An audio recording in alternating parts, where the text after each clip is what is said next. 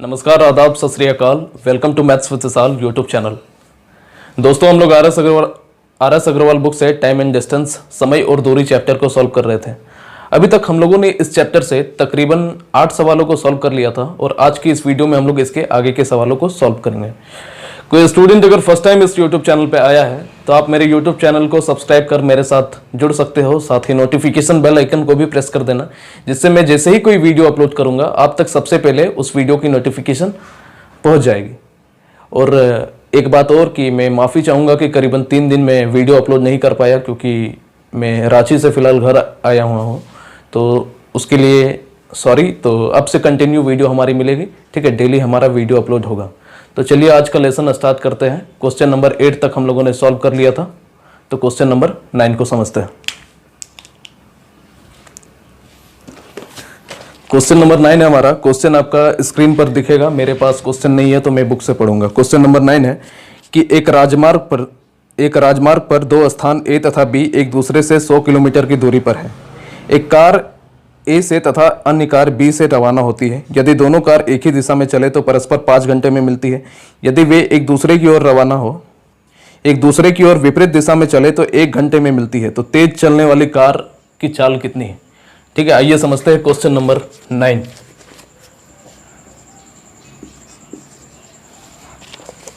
हम लोगों से बोल दिया है कि एक राजमार्ग जो है, दो स्थान ए से बी है, और राजमार्ग मतलब होता है रोड, ठीक है।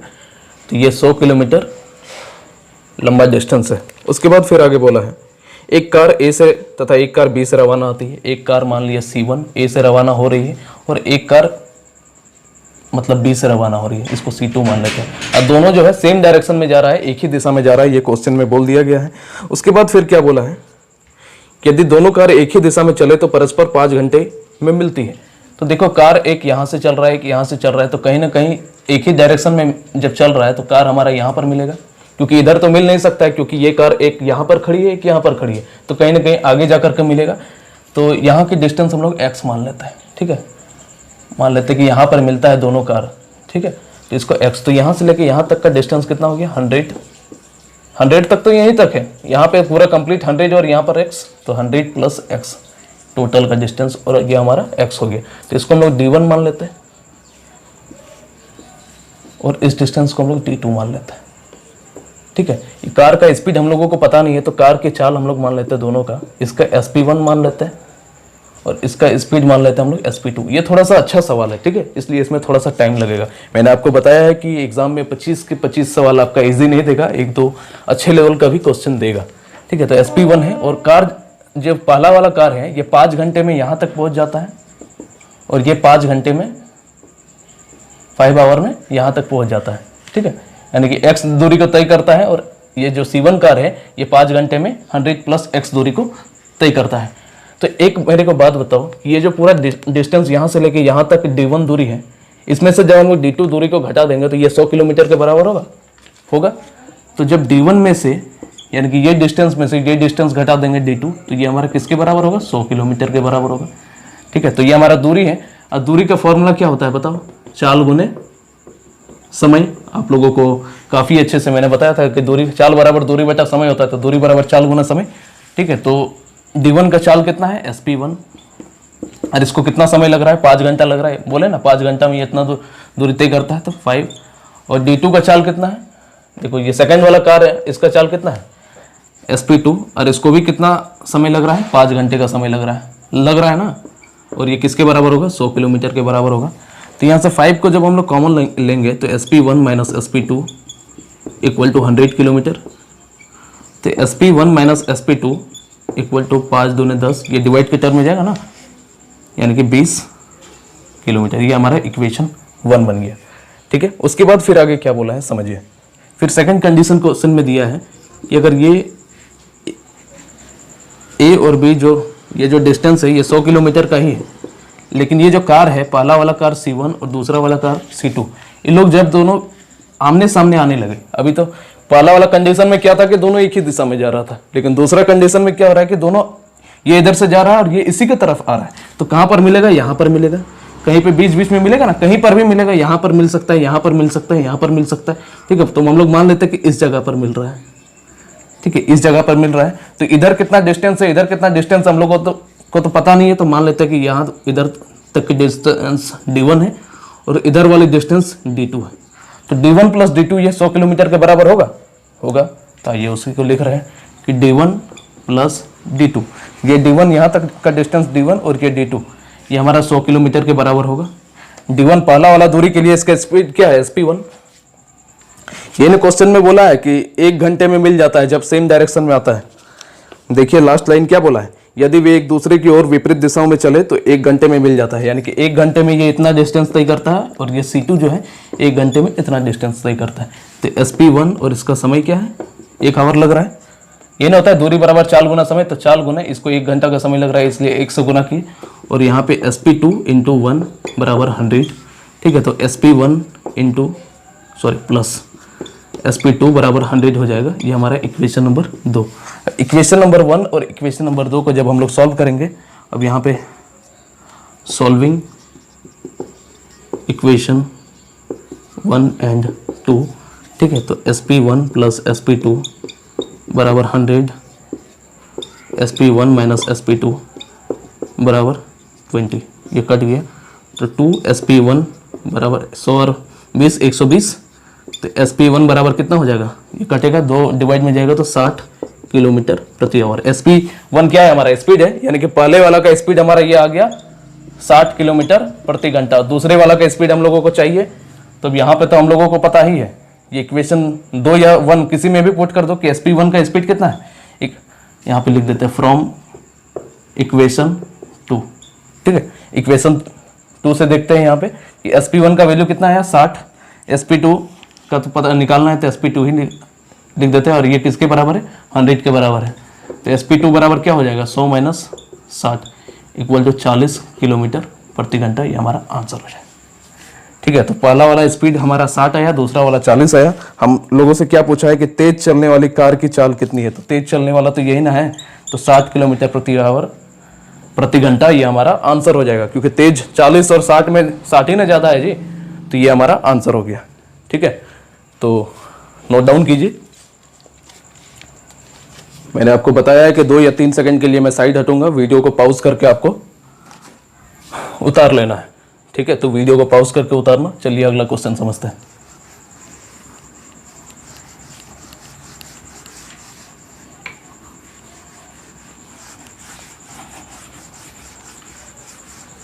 ये एक बहुत ही अच्छा सवाल था। ठीक है, तो इस तरह के सवाल तो कम ही आते हैं, लेकिन अब बताओ कि ये जो क्वेश्चन है इसका क्या, अब इसमें रेशियो मेथड या ट्रिक लगाओगे। इसका कोई ट्रिक नहीं हो सकता है, क्योंकि 2 कंडीशन दिया है, अच्छा सवाल है, इसलिए इसमें ट्रिक व्रिक कुछ लगने वाला है नहीं। चलिए 10 नंबर सवाल देखते हैं। 10वां नंबर सवाल है कि अपनी सामान्य चाल के 3/4 चाल से चलने पर कोई व्यक्ति अपने कार्यालय सामान्य समय की तुलना में 20 मिनट देरी से पहुंचता है, तो उसके द्वारा अपने कार्यालय पहुंचने में लिए जाने वाला सामान्य समय कितना है। आइए समझते हैं। क्वेश्चन नंबर 10 हम लोगों से क्या बोला है कि अपनी सामान्य चाल से 3/4 चाल से चलने पर कोई व्यक्ति, यानी कि SP1 और SP2 सामान्य चाल से, जो उसका नॉर्मल जो स्पीड है उसका 3/4 से चलने से। ठीक है, तो देखो यहाँ पे फ्रैक्शन में आ रहा है, और मैंने आपको इतने दिनों से मैं समझाता आ रहा हूँ कि जब भी फ्रैक्शन में दिया हुआ रहे तो ये जो बट्टा वाला टर्म रहता है, इसी से कटने वाली कोई संख्या मान लो, क्योंकि उससे कैलकुलेशन हमारा आसान हो जाता है। कुछ भी मानेंगे बनेगा, 1, 2, 5, 1000, 1 करोड़, कुछ भी मान लो बनेगा, लेकिन इससे क्या होता है, क्वेश्चन हमारा आसानी से सॉल्व होता है। तो हम लोग स्पीड मान लेते हैं 4, कि शुरू में 4 था और ये 4 का, ठीक है, S बराबर हम लोग 4 मान लिए। तो यहाँ पे शुरू में 4 था, लेकिन 4 का 3/4 भाग का स्पीड से जब चलता है तो 4 से 4 कट जाएगा, और अब हमारा स्पीड कितना हो जाएगा, 3 किलोमीटर प्रति आवर। ठीक है, 4 और 3 हो गया। ठीक है, तो ये रेशियो का साइन दे दिए, तो ये हमारा क्या हो गया, स्पीड हो गया। और मैंने आपको बताया है कि चाल बराबर दूरी बटा समय, यानी कि speed equal to distance by time होता है, यानी कि चाल समय का व्युत्क्रमानुपाती होता है। तो हमारा ये चाल दिया हुआ है तो समय इसका उल्टा हो जाएगा। मैंने काफ़ी अच्छे से समझाया था इंट्रोडक्शन में और पहला क्लास में।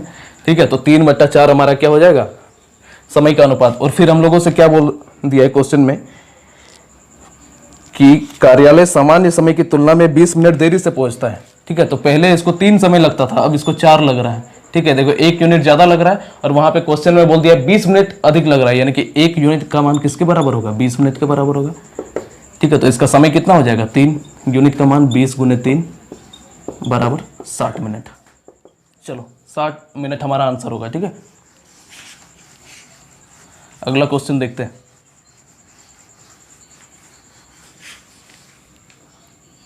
Question number 11।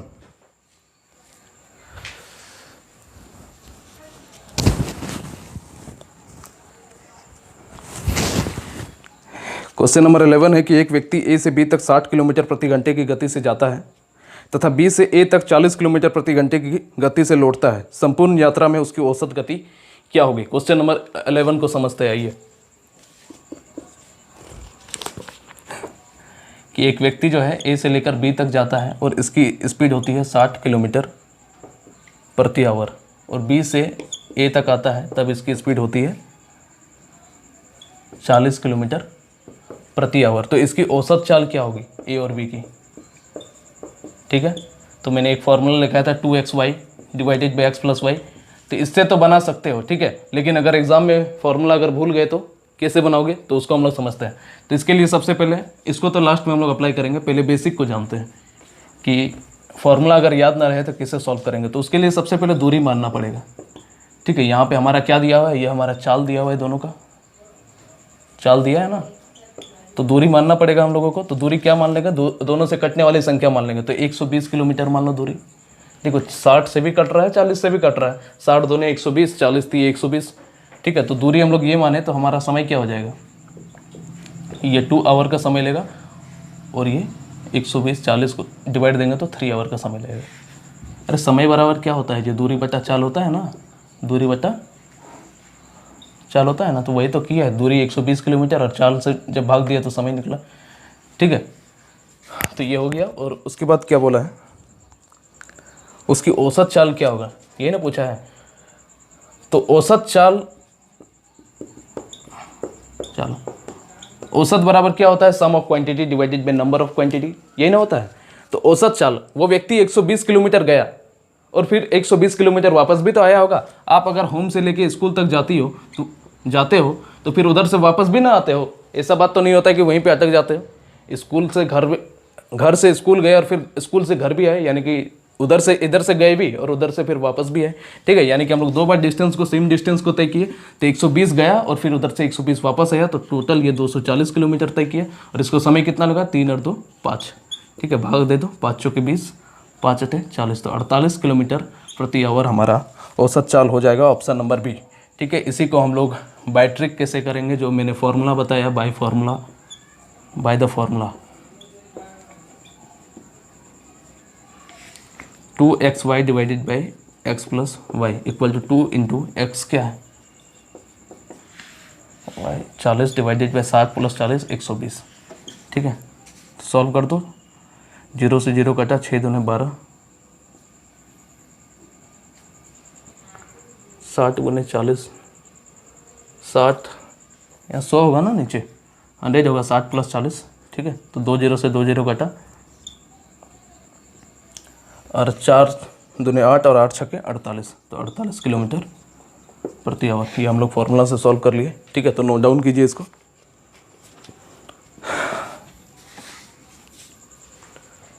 चलो अगला क्वेश्चन को समझते हैं। क्वेश्चन नंबर 11 हो गया। क्वेश्चन नंबर 12, वीडियो को पॉज करके उतारना। ठीक है, क्योंकि हम लोग ऑनलाइन क्लास का मतलब मैंने आपको बताया है कि किसी भी क्वेश्चन को सॉल्व करवाने के बाद मैं ये 2 या 3 सेकंड के लिए साइड हटूंगा, उसी के दरमियान आपको वीडियो को पॉज करना है और उतार लेना है। चलिए अगला क्वेश्चन देखते हैं। क्वेश्चन नंबर 12, 12 नंबर सवाल है कि विश्राम को छोड़कर एक बस की गति 64 किलोमीटर प्रति घंटा है और विश्राम सहित बस की गति 48 किलोमीटर प्रति घंटा है। तो प्रत्येक 1 घंटे में बस कितने समय विश्राम के लिए रुकती है। आइए समझते हैं। क्वेश्चन नंबर 12, 12 नंबर सवाल है हम लोगों का कि विश्राम को छोड़कर एक बस की गति, अविश्राम लिख देते हैं, अविश्राम गति इक्वल टू 64 किलोमीटर प्रति आवर और विश्राम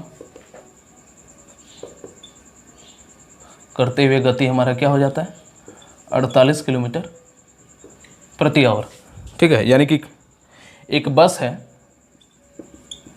ठीक है, मान लेते हैं कि इस स्थान से अगर ये विश्राम करता है तो कितना दूरी तय कर लेता है, 64 किलोमीटर का डिस्टेंस तय कर लेता है 1 घंटा में। ठीक है, तो मान लेते हैं कि यहाँ से लेके यहाँ तक का डिस्टेंस 64 है कंप्लीट। ठीक है, लेकिन जब क्या बोलता है विश्राम नहीं करता है तो 1 घंटे में 64 किलोमीटर चला जाता है। 64 किलोमीटर प्रति घंटा का मतलब क्या होता है, 1 घंटे में 64 किलोमीटर चला जाता है। तो 1 घंटे में 64 किलोमीटर चला जाता है, लेकिन विश्राम करने के कारण ये क्या होता है कि 48 किलोमीटर ही 1 घंटे में चल पाता है। ठीक है, तो 1 घंटे में टोटल कितना ये विश्राम किया होगा बताओ। ये 64 किलोमीटर चला गया, ये 48 किलोमीटर पहुंचा 1 घंटे में, यानी कि ये 64 माइनस 48 यानी कि 16 किलोमीटर ये विश्राम किया होगा। ये ना है 16 किलोमीटर विश्राम किया होगा, क्योंकि देखिए ये 16 किलोमीटर इससे आगे क्यों चला गया, क्योंकि ये विश्राम नहीं किया है और ये विश्राम कर लिया, इसलिए ये 48 किलोमीटर में ही अटक गया। तो इसको और कितना जाना है, 16 किलोमीटर जाना है, यानी कि पीछे ये 16 किलोमीटर विश्राम किया है। ठीक है, तो बस द्वारा विश्राम किया गया दूरी, ये दूरी यानी कि बस जो है 16 किलोमीटर का विश्राम लेता है। लेकिन हम लोगों से क्वेश्चन में पूछा क्या है कि प्रत्येक 1 घंटे में बस कितने समय विश्राम के लिए रुकती है। ठीक है, प्रत्येक 1 घंटे में बस कितने समय के लिए विश्राम में रुकती है। तो समय हम लोगों से पूछा है, तो समय बराबर क्या होता है दूरी बटा चाल। ठीक है, तो 16 किलोमीटर की दूरी वो विश्राम करता है और उसकी चाल कितनी होती है 64, ये ना होती है और विश्राम में। तो ये क्या है किलोमीटर है, ये किलोमीटर प्रति घंटा है। ठीक है, तो ये ऊपर चला जाएगा, तो 16 चौके 64 यानी कि 1/4। ये किलोमीटर से किलोमीटर घटेगा तो ये आवर ऊपर आएगा ना, 1/4 आवर हो रहा है। लेकिन इसको हमको क्या करना है, मिनट में कन्वर्ट करना है। तो क्या करेंगे 1/4 60 से गुना करेंगे, यही ना होता है 1 घंटा बराबर क्या होता है 60 मिनट होता है ना, तो 60 से गुना करेंगे तो इसको काटेंगे तो 15 चौके 60 यानी कि 15 मिनट हमारा आंसर हो जाएगा इस क्वेश्चन का। ठीक है, ऑप्शन नंबर बी, चलिए नोट डाउन कीजिए।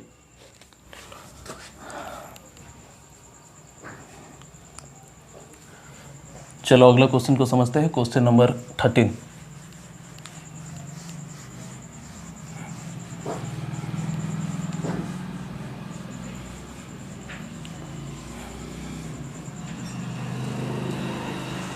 क्वेश्चन नंबर 13 है, एक व्यक्ति 24 किलोमीटर की दूरी 6 किलोमीटर प्रति घंटे की चाल से एक अन्य 24 किलोमीटर की दूरी 8 किलोमीटर प्रति घंटे की चाल से तथा एक अन्य 24 किलोमीटर की दूरी 12 किलोमीटर प्रति घंटे की चाल से तय करता है। पूरी यात्रा के लिए उसकी औसत चाल क्या होगी। ठीक है, तो देखिए यहाँ पर भी औसत चाल निकालने के लिए बोला है, लेकिन पिछला वाला क्वेश्चन जो हम लोग फॉर्मूला लगाए थे 2xy divided by x plus Y, उसमें 2 ही डिस्टेंस दिया हुआ था, यहाँ पे 3 दे दिया है, तो यहाँ पे वो फार्मूला तो अप्लाई होगा नहीं। तो कैसे सॉल्व करेंगे आइए समझते हैं। क्वेश्चन नंबर 13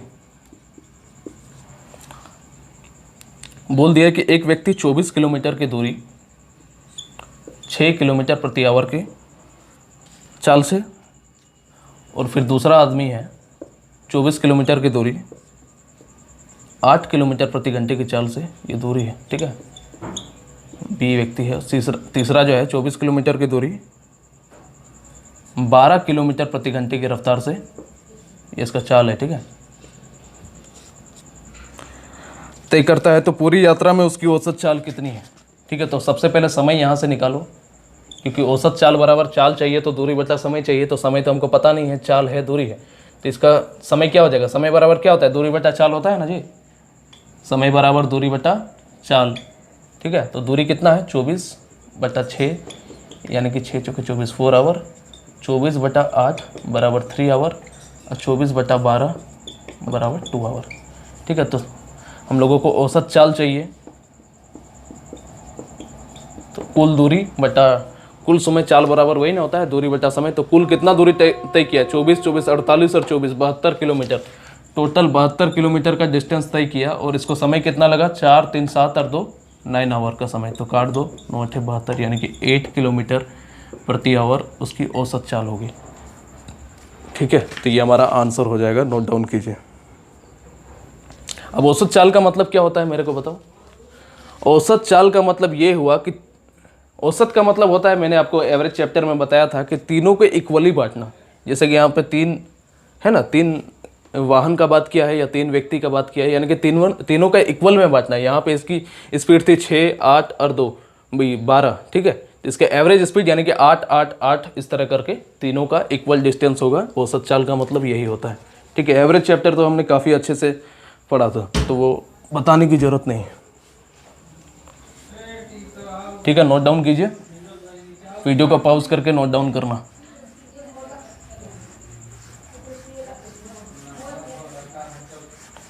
चलिए अगला क्वेश्चन समझते हैं। क्वेश्चन नंबर 14, 14 नंबर सवाल है कि एक व्यक्ति अपने गंतव्य पर जो 90 किलोमीटर की दूरी पर है 3 घंटे में पहुंचना चाहता है।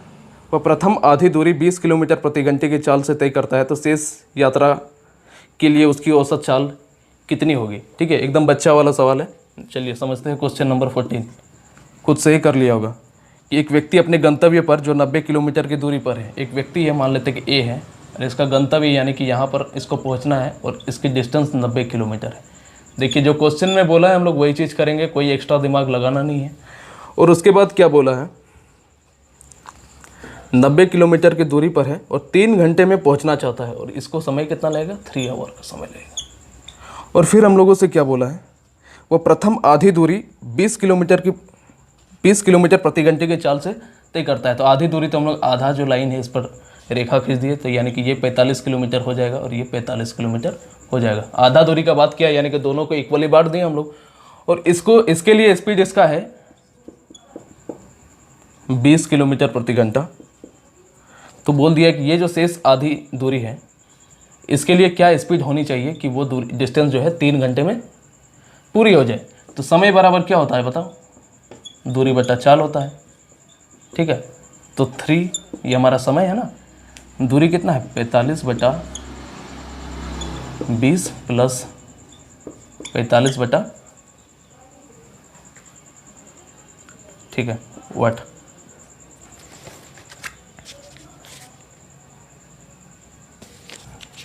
कहाँ गया क्वेश्चन, अच्छा ये 20 किलोमीटर, तो इसको समय कितना लगता है, यहाँ पे देखो, यहाँ पे हम लोग गड़बड़ किया थोड़ा सा। समय बराबर क्या होता है, दूरी बटा चाल, तो 45 बटा 20, ठीक है। काटेंगे तो 5 9 45, 5 चौके 20, इसको जब काटेंगे 9/4 आवर हुआ। तो इसको हम लोगों को मिनट टोटल कितना हो जाएगा, मिनट में इसको कन्वर्ट करते हैं तो 9/4 इंटू 60 से जब भागा देंगे, गुना करेंगे तो 15 बार में। अब 15 9 135 मिनट हुआ।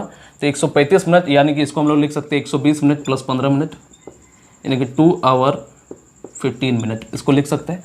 तो टोटल ये डिस्टेंस को हम लोगों को 3 घंटे में पूरा करना है। तो 2 घंटा 15 मिनट तो इधर ही लग गया, तो शेष समय हम लोगों को कितना बचा, 45 मिनट। यानी कि ये जो 45 किलोमीटर की डिस्टेंस है इसको 45 मिनट में तय करना है, ठीक है।